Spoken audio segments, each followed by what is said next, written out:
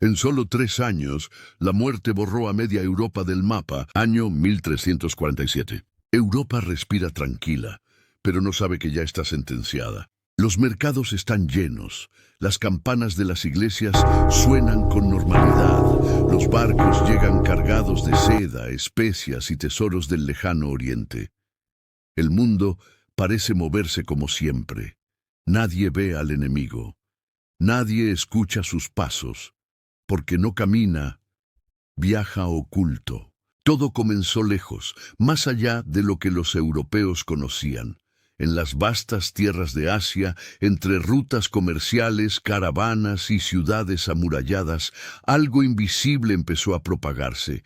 No era un ejército, no era un rey conquistador, era mucho más pequeño y mucho más letal. En las pulgas que vivían sobre ratas negras se escondía una bacteria mortal, Yersinia pestis.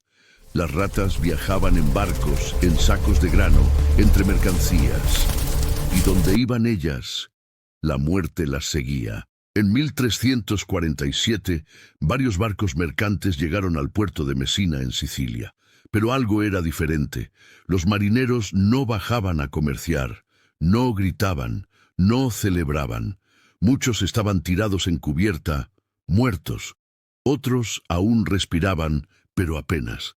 Sus cuerpos estaban cubiertos de bultos oscuros, inflamaciones dolorosas en axilas, cuello e ingles. Tenían fiebre alta, deliraban, y su piel empezaba a ennegrecerse. Los habitantes del puerto se acercaron por curiosidad. Pensaron en venenos, maldiciones, castigos divinos. Nadie habló de enfermedad contagiosa. Nadie imaginó que con solo tocar una cuerda, un saco, una persona, la sentencia ya estaba firmada. Pronto, en Mesina, la gente comenzó a caer. Primero fiebre, luego escalofríos violentos, después esos terribles bultos, los bubones, que crecían como si el propio cuerpo intentara expulsar algo imposible de vencer. El dolor era insoportable. Muchos morían en 3 días, algunos en uno solo. Las campanas dejaron de marcar horas y empezaron a anunciar muertes. Pero el puerto no se cerró a tiempo. Los barcos siguieron saliendo. Las rutas comerciales siguieron vivas. Génova, Venecia, Marsella. Cada puerto era una chispa, cada ciudad leña seca esperando arder. Europa no lo sabía, pero la peste negra ya había cruzado la puerta. Y lo peor, apenas estaba comenzando.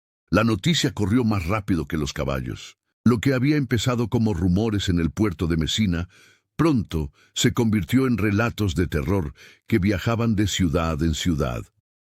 Una enfermedad que mata en días. Cuerpos que se ennegrecen. Dolores que nadie soporta. Pero Europa era un mundo de caminos abiertos, comercio constante y fe ciega en que mañana sería como ayer. Y ese fue el error. Desde Sicilia, los barcos partieron hacia Génova y Venecia. Algunos intentaron rechazar las naves infectadas, pero ya era tarde. Las ratas bajaban por las cuerdas. Las pulgas encontraban nuevos cuerpos.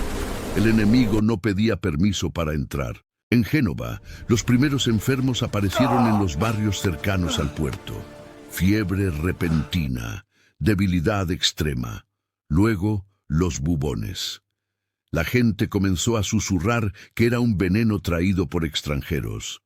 Otros hablaban de un aire corrupto, una niebla invisible que envenenaba los pulmones. Nadie hablaba de bacterias. Nadie sabía que algo microscópico estaba ganando la guerra. Las autoridades intentaron reaccionar, pero no sabían contra qué luchaban. Se ordenaron rezos públicos, procesiones, campanas sonando día y noche. Pero mientras la fe llenaba las calles, la peste llenaba las casas. Venecia, centro del comercio mediterráneo, se convirtió en otro punto de quiebre. Allí el movimiento era constante. Marineros, mercaderes, viajeros. Cada persona era un puente, cada contacto una oportunidad para la plaga. Pronto el patrón se repitió. Primero unos pocos casos, luego decenas, después tantos que ya nadie contaba. Las ciudades medievales, con calles estrechas, basura acumulada y agua contaminada, eran el terreno perfecto. Las ratas prosperaban, y con ellas, la muerte. La gente empezó a notar algo aterrador. No importaba si eras rico o pobre, nobles, sacerdotes, comerciantes, campesinos, todos caían igual. La peste no respetaba títulos ni rezos. En algunas casas todos morían en cuestión de días. Puertas cerradas desde dentro, silencio absoluto, vecinos demasiado asustados para entrar. La vida se detenía y nadie quería ser el siguiente. El miedo empezó a cambiar el comportamiento humano. Las miradas evitaban a los enfermos, las calles se vaciaban antes del anochecer. Viajeros eran rechazados en las murallas, pero la enfermedad ya no viajaba sola, viajaba con todos. Europa aún no lo sabía, pero estaba entrando en la fase más oscura de su historia. Y esto solo era la expansión. Lo peor todavía se estaba formando en el horizonte. Y entonces llegó el verdadero infierno. Las ciudades dejaron de funcionar. No había jueces, no había orden. No había leyes que valieran cuando la muerte podía tocar tu puerta esa misma noche. En muchas calles, los cuerpos quedaban tirados donde caían. Nadie quería acercarse, nadie quería respirar el mismo aire. Las carretas pasaban al amanecer, recogiendo cadáveres como si fueran carga, ni nombres ni despedidas. Solo fosas abiertas en las afueras, donde decenas, luego cientos, eran enterrados juntos. La tierra parecía no darse abasto. En algunas regiones moría tanta gente que pueblos completos desaparecieron del mapa, casas con mesas servidas, pero sin nadie que regresara.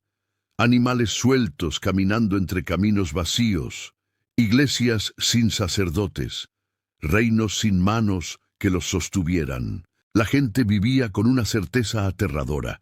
Si enfermabas, estabas condenado, y lo sabían. Se miraban los bubones y entendían que el reloj ya corría hacia el final. El miedo rompió a la sociedad.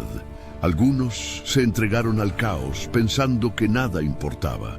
Otros se encerraron esperando un milagro. Muchos murieron solos. Europa sintió, por primera vez, que podía desaparecer.